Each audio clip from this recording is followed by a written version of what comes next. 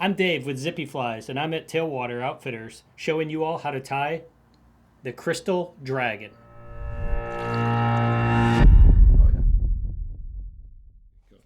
All right, to start this pattern, we're going to get our hook in the vise, and today we're going to use the TMC 600 SP made by Umpqua. This is in size 1. It's a really sticky hook, almost like hypodermic needle-like at the front.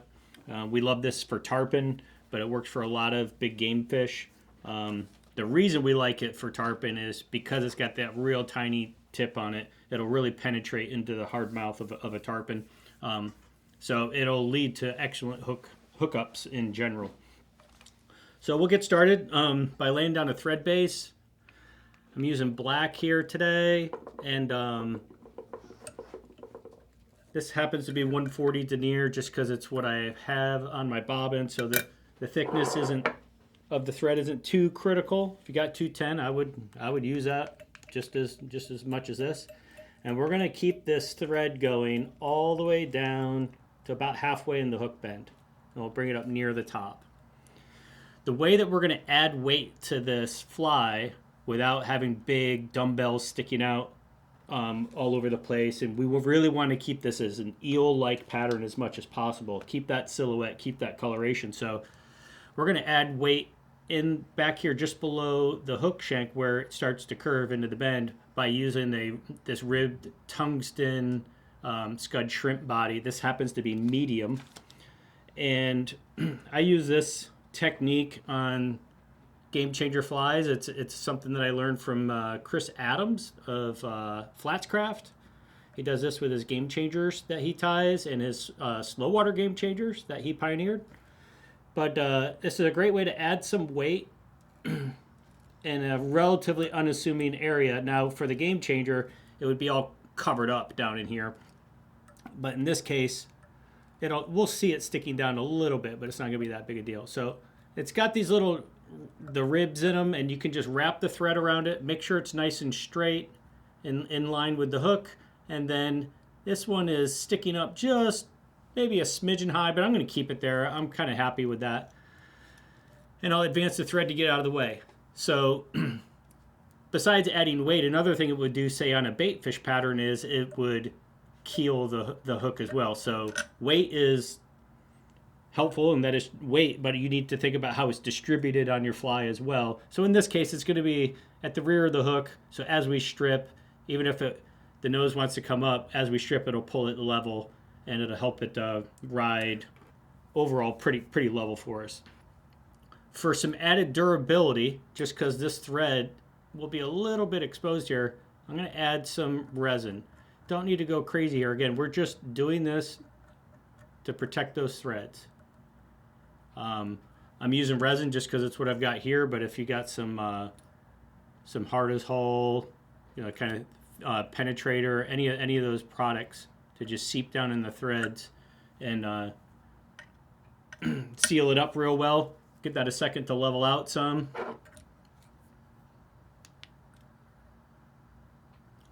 We'll hit it with our UV light. Try not to be too impatient. Try to give it a solid 15 to 20 seconds to really let this cure.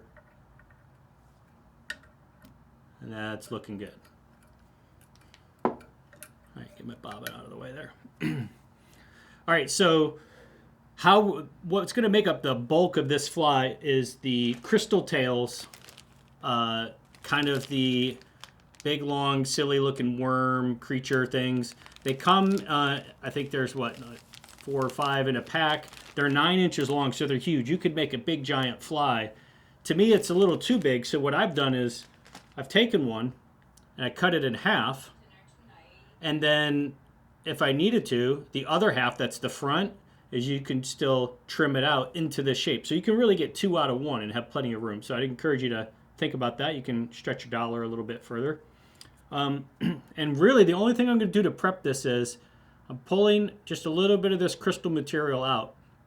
And I guess I should mention too, the crystal version, there's the originals that are out there, and we have them here in the shop. They're kind of a cotton based, I guess. They work and they look great in the water, but the number one problem with them is they're super heavy. As soon as they're wet, it's like throwing a wet mop. So they're not all that easy to throw. Because these are built with Mylar, they'll shed water a lot easier.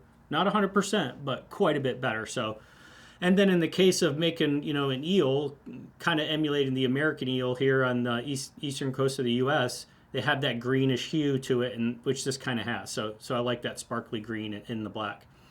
So I'm just plucking out some of that Mylar, and if you look real close, you'll see there's like a twisted, braided core in the center, and that's what I'm going to use to tie it in. Okay, so I prepped that for later. I just wanted to talk about that.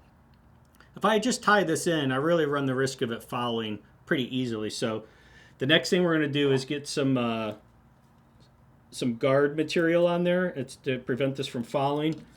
And it really doesn't have to be anything special. I've got an old spool of like Zebco monofilament. It's 30 pound. I've had it laying around my garage and everything for eons, it seems like.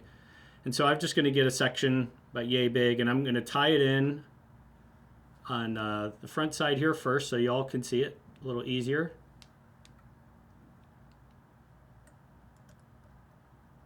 Just to the rear of the shank. And then what I'm going to do is I'm going to just make a loop in the back here, and I want this loop to be about the same length as the hook shank. So it doesn't have to be real precise.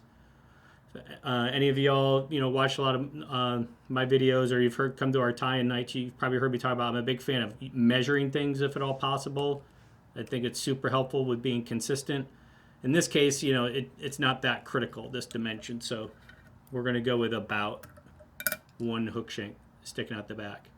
And so it's a little bit curly and ornery, kind of just doing its own thing here. That's okay.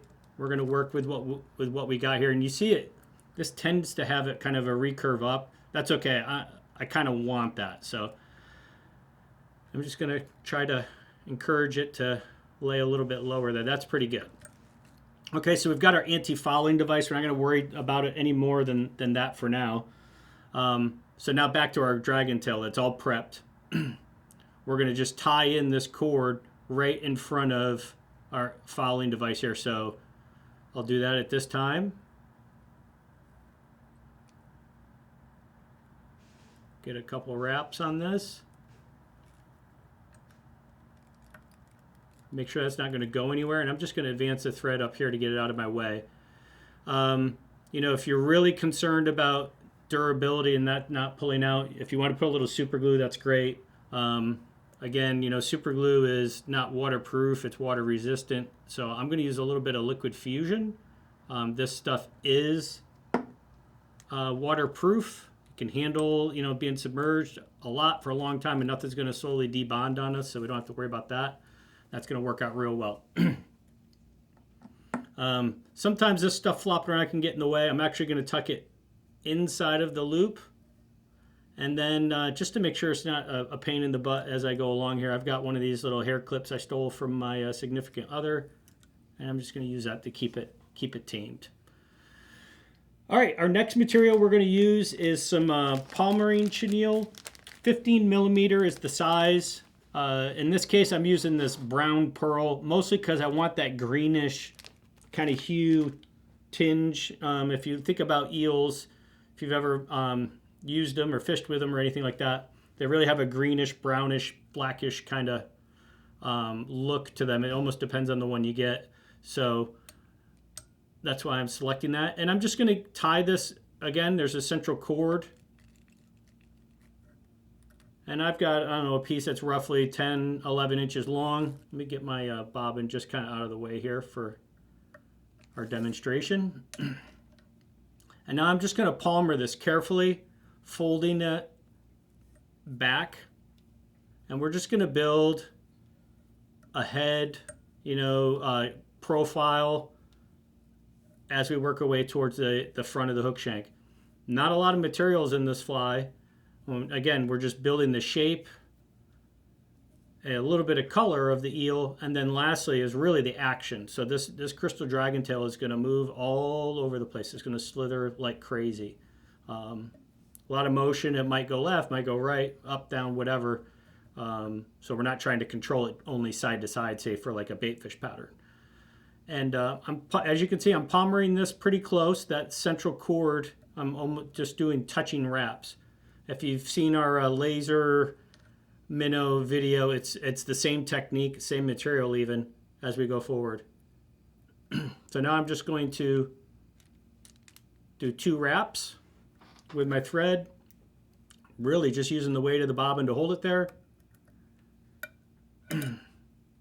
And then we'll clean this all up, get a couple more securing wraps going in here. Don't need a big old profile there or buildup of a thread on the front, but enough to keep it in place. And then we'll whip finish. Make sure that's nice and secure, and then we're gonna remove our thread. And the tie portion is effectively done at this point. But what we're gonna do is we're going to, again, for some durability, we'll add a little resin here, and our tail, yeah, it's tied in, but what we put in for our anti-fouling efforts is just not gonna be effective at this time. So we're gonna use some resin later on, and we'll tuck it all down in up here and to hold it in place. So we'll start off with this front part first.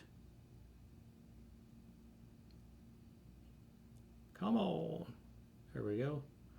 So funny story with the resin, when I bring this stuff into the shop, throughout the winter, been doing ties, yeah, no big deal.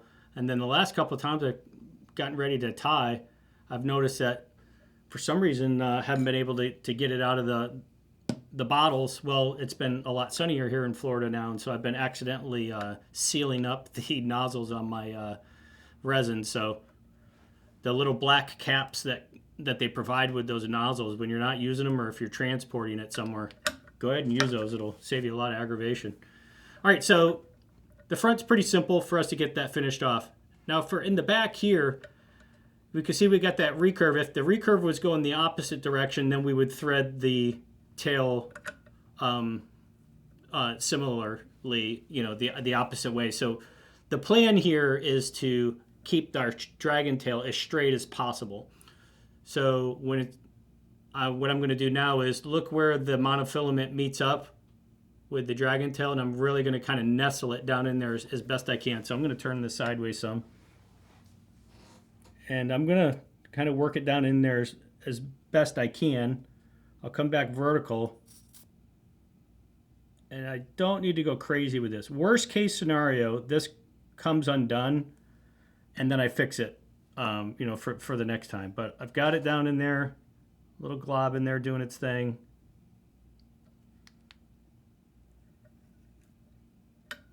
And there we go. Now we'll cure it up real well. And so now you can see already that this is not going to be able to come back up and fall on my hook. It's just this monofilament's doing its job. We don't want that monofilament too far back because I want my tail to have a lot of action and move around. So you got to kind of pay attention to where you're putting it. Again, too restrictive, and then up here, of course, it, you know, I mean, in theory, that could wrap up there, but the odds of it happening are significantly less. And that is our imitation of a eel to go out for cobia, especially. That's why I've tied it in this fashion. But that would work if you got that in front of a tarpon in the right scenario. Shoot, you could do it in white, chartreuse, you know, pick a color. Just obviously match up all your colors as well. If you really wanted to, you could put some eyes on here too, almost like the front of the laser minnow. So glue in some eyes and fill it with resin on the front. But I'm literally just going for the shape of an eel in this case. All right, if you like this video, please look down below and hit the like button. And be sure to subscribe to our channel because we got videos coming out all the time, and that way you won't miss anything. And down below in the description, you'll see links to all these products. So if you're not sure where to source them, we can help you out with that.